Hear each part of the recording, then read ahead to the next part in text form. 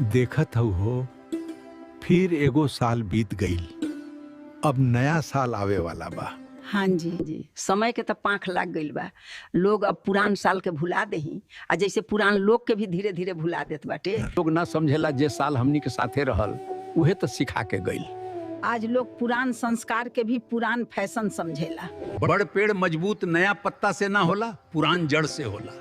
बुद्धि किताब से न ठोकर सिखावे। बाकी जितना जरूरत नयके के पुरनके के बा उतना ही पुरनके के नया के भी बा। हाँ, पुरान के मान नया के सम्मान, यही में जिंदगी के असली बात बा। बिना पुरान के ज्ञान और परख के लोग खाली भटकत रही। नया साल में ई लोग के तनिका सुमति आवे ताकि ई लोग पुरान चश्मा से भविष्य के साफ साफ देख सके। नया साल पर घर बार साफ करवा ई बढ़िया बात बा। बाकी नया साल पर दिल साफ करे से ज्यादा दिल से माफ करे के जरूरत बा। हाँ। तबे सुकून आई।